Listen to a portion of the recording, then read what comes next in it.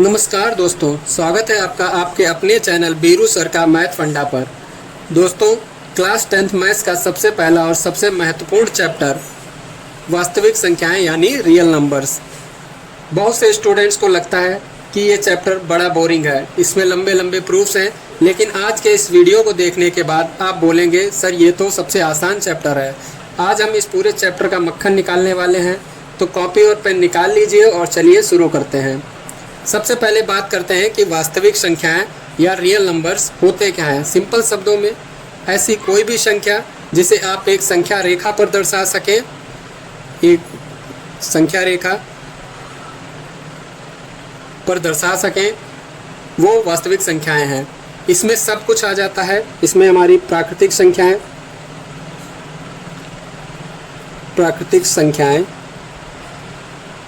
या natural numbers जिनको कहते हैं, वो सम्मिलित होते हैं। नेचुरल नंबर शामिल हैं जो कि 1 से लेकर 1, 2, 3 से लेकर इनफाइनाइट तक होते हैं। इसके बाद इसमें आ जाती हैं पूर्ण संख्याएं या होल नंबर जिसमें ज़ीरो शामिल होता है, जिसमें ज़ीरो प्लस कह सकते हो, ज़ीरो प्लस प्राकृतिक संख्याओं को मिलाकर जो संख्याएं बनती हैं, प्राकृतिक संख्याएं। इसके अलावा इसमें जो पूर्णांक होते हैं जिनको हम इंटीजर्स कहते हैं, वो भी इसमें होते हैं। पूर्णांक भी इसी में आ जाते हैं। इंटीजर्स ये दो टाइप के होते हैं। पहला धन पूर्णांक मीन्स पॉजिटिव इंटीजर्स, और ऋण पूर्णांक जिसको हम नेगेटिव इंटीजर भी बोलते हैं, ये भी इसमें शामिल होता है। इसके अलावा इसमें परिमेय और अपरिमेय संख्याएं आ जाती हैं। परिमेय और अपरिमेय संख्याएं,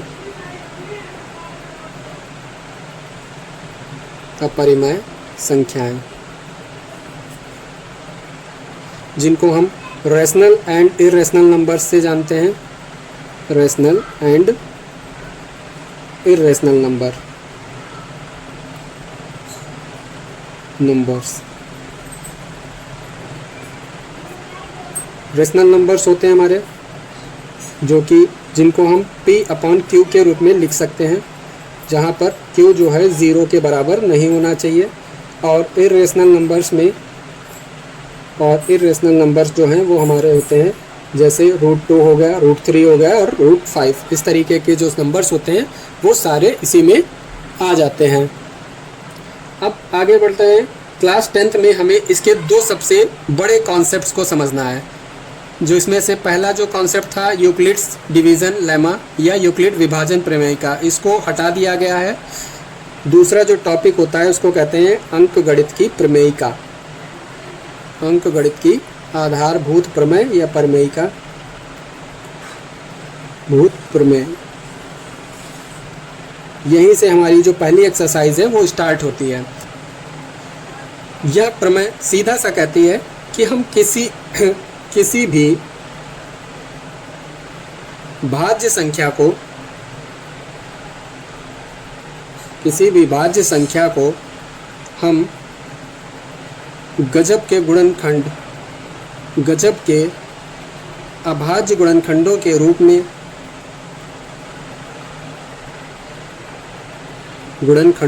रूप में लिख सकते हैं।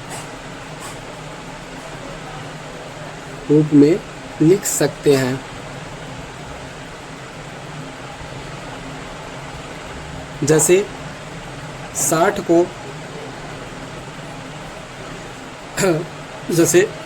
को अगर तोड़ें तो ये होता है 60 बराबर 2 गुणे 2 गुणे 3 गुणे 5। 60 बराबर 2 गुणे 2 गुणे 3 गुणे 5, या इसे हम लिख सकते हैं 2 की power 2 multiply by 3 and multiply by 5। ये गुणनखंड यूनिक होता है, यानी दुनिया का कोई भी इंसान अगर 60 को तोड़ेगा तो यही नंबर मिलेंगे। चलिए एक और एग्जांपल से हम समझते हैं। जैसे कि हमें एक नंबर दिया है 140, अगर हमें इसके गुणनखंड करने हैं, अभाज्य गुणनखंड, तो इसमें हम इसको वृक्ष विधि या ट्री मेथड से सॉल्व कर सकते हैं। सबसे पहले आपको करना क्या है, 140 लिखिए, इसको दो भागों में तोड़ दीजिए। अगर हम इसको 2 से भाग करते हैं तो ये 2 सत्ते 14, यानी 2 और 70 इसके गुणनखंड आ जाते हैं। आगे बढ़ते हैं, 70 को फिर से हम बांट सकते हैं 2 गुणे 35 में, या 35 को फिर से अगर बांटते हैं तो आ जाता है 5 गुणे 7, यानी हमारे 140 के जो अभाज्य गुणनखंड हैं वो आ जाते हैं 2 गुणे 2 गुणे 5 गुणे 7। इस प्रकार से हम किसी भी नंबर का अभाज्य गुणनखंड ज्ञात कर सकते हैं। आपकी पहली एनसीईआरटी की जो पहली एक्सरसाइज है 1.1, इसमें पहला क्वेश्चन इसी प्रकार के सारे हैं, जिसमें आपको 140, 156 और कुछ क्वेश्चन इस प्रकार से दिए गए हैं। तो हम देखते हैं 156 के गुणनखंड कैसे कर सकते हैं। 156 को कैसे कर सकते हैं, तो 2 से अगर भाग करते हैं 2 सत्ते 14, 2 अट्ठे 16, फिर 78 को फिर से 2 से भाग करते हैं तो 2 तियाँ 6, 2 नेम 18, 39 हो गया। इसके दोबारा से करते हैं तो 3 गुणे 13 इसको हम लिख सकते हैं। अर्थात 156 के जो गुणनखंड आए हैं वो हैं 2 गुणे 2 गुणे 3 गुणे 13। क्या बच्चों आपको समझ आ रहा है? यदि आ रहा है तो कृपया वीडियो को लाइक कर दें। हम आगे बढ़ते हैं अपने अगले सवाल की ओर। अभाज्य गुणनखंड के तरीके से ही हम संख्याओं का मासा व लासा ज्ञात कर सकते हैं। संख्याओं का मासा, जिसको HCF भी कहते हैं, HCF तथा LCM भी ज्ञात कर सकते हैं। लासा ज्ञात किया जा सकता है, ज्ञात कर सकते हैं। एक उदाहरण से समझते हैं।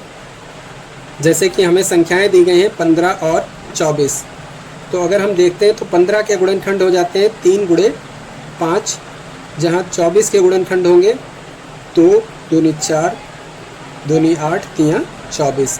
ये इस प्रकार से दोनों के गुणनखंड हो गए। तो यहाँ से अगर हम HCF की बात करते हैं मासा, तो जो दोनों में उभयनिष्ठ गुणनखंड होता है वही हमारा मासा हो जाता है। इसमें 3 और 3 दोनों में है, तो इसका HCF यानी मासा जो हो जाएगा वो 3 हो जाएगा। और इसके लासा की अगर बात करें LCM, तो सबसे पहले जो दोनों उभयनिष्ठ गुणनखंड है उसको लिखते हैं, फिर इसके बाद जो बचे हुए गुणनखंड हैं उन सभी को लिख लेते हैं। तो 2 2 2 इसमें 3 बार लिखा हुआ है, वो नोट कर लेते हैं। इसके बाद 5 को नोट करते हैं। तो हमारा इसका जो LCM आ गया है, इसकी गुणा करेंगे, 5 दूनी 10 ये हो गया अलग, 2 दूनी 4 तियाँ 12 और ये हो गया 120। ठीक है बच्चों, इस प्रकार से हम किसी भी नंबर्स का लासा और मासा ज्ञात कर सकते हैं। और हाँ बच्चों, कक्षा 10 का एक महत्वपूर्ण फार्मूला है जिसको आपको याद रखना है, जिसमें अगर 2 संख्याएं दे रखी हैं तो हो जाता है पहली संख्या गुणे दूसरी संख्या, या सिंपल शब्दों में कहें तो संख्याओं का गुणनफल। पहली संख्या गुणे दूसरी संख्या ये होती है इसके लासा और मासा के गुणनफल के बराबर, लासा गुणे मासा। चलिए आपको समझाते हैं एक उदाहरण लेकर। जैसे अभी हमने जो पिछला उदाहरण लिया था, अगर उसी तरीके से देखें तो एक संख्या हमारी 24 है और एक 30 है। पहले इसका हम मासा और लासा निकालते हैं, तो इसके लिए हमें दोनों के गुणनखंड निकालने पड़ेंगे। 24 के गुणनखंड हमारे हो जाते हैं 2 दूनी 4, दूनी 8 तियाँ 24। इसी प्रकार से अगर 3 के गुणनखंड करें तो 2 से भाग करते हैं तो 15 बचता है। इसके गुणनखंड 3 और 5 हो जाते हैं। आप इसको वृक्ष विधि जो भी हमने बताई थी उस तरीके से भी कर सकते हैं। जैसे अगर 2 से इसको भाग करेंगे तो 12 आएगा, फिर 12 के गुणनखंड करेंगे तो 2 छंग 12 आएगा, फिर 6 के गुणनखंड करेंगे तो 2 गुणे 3 आएगा। इस तरीके से आप देख सकते हैं 2 2 2 और 3 आ रहे हैं। इसी प्रकार से अगर 30 के गुणनखंड करते हैं हम तो ये 2 से भाग करने पर 15 आता है, फिर 15 के दोबारा से करते हैं तो 3 5 15 हो जाता है। तो देखिए आप 2 3 और 5 इसके गुणनखंड आ रहे हैं। अब अगर इसके मासा की बात की जाए तो जो मासा निकलेगा वो होगा दोनों का उभयनिष्ठ गुणनखंड। इसमें 2 है, इसमें भी 2 है, तो नोट कर लीजिए आप। इसके बाद इसमें और इसमें दोनों में 3 3 एक बार और मिल रहा है, तो इसका जो गुणनखंड आएगा मासा वो 6 आ जाएगा। इस प्रकार से अगर लासा की बात की जाए यानी LCM की बात करते हैं तो हमारा हो जाता है, जैसे पहले जो कॉमन थे यानी उभयनिष्ठ वो वाले लिख लिए, फिर जो रिमेनिंग बचे हुए हैं इसमें देखिए आप 2 बार 2 बचा हुआ है, और इसमें एक 5 बचा हुआ है। फिर से वही 5 दूनी 10 अलग कर लीजिए, 2 दूनी 4 तियाँ 12 ये आ जाएगा, तो 12 दशावन 120। अब इसको हम सिद्ध करके देखते हैं फार्मूले में रखकर। तो हमारा जो फार्मूला था first number multiplied by second number, ये जो LCM इंटू HCF जो हमारा फार्मूला है, लासा गुणे मासा, इसमें रखकर देखते हैं। तो हमारी जो संख्याएं हैं 24 गुणे 30 और इधर साइड में जो दिया गया है हमारा 6 आया था, सॉरी मासा हमारा 6 था और लासा जो था 120 था। तो 6 और 120 की गुणा कराते हैं। 24 तियाँ अगर गुणा कराया जाए तो 24 तियाँ 72 होता है, 720 हो जाएगा, और 12 छंग 72 ये भी 720 होता है। तो यहाँ से आप देख सकते हैं कि हमारा LHS और RHS दोनों ही बराबर आ रहे हैं। अब अतः हम कह सकते हैं कि ये जो हमारा फार्मूला है बिल्कुल सही है। इसी फार्मूले पर बेस्ड आपके कई क्वेश्चन हैं इसमें, जो आप अपने आप से करके देखिएगा। अगर नहीं लगते हैं तो आप पूछ सकते हैं हमसे। तो दोस्तों ये था हमारा फर्स्ट चैप्टर का फर्स्ट पार्ट, ये हमारे पहले चैप्टर का पहला पार्ट था। अगर इस पार्ट में आपको कुछ भी पूछना है तो आप हमें कमेंट करके पूछ सकते हैं, और आप अगली वीडियो का वेट करिए, उसमें हम आपको पूरा 1 बाय 1 क्वेश्चन लगा के दिखाएंगे। इसमें हम एक्सरसाइज 1.1 कवर करेंगे, इसके बाद हम चलेंगे 1.2 पर। अगर वीडियो पसंद आई हो तो जल्दी से लाइक दबाएं, अपने दोस्तों के साथ शेयर करें और चैनल को सब्सक्राइब करना मत भूलना।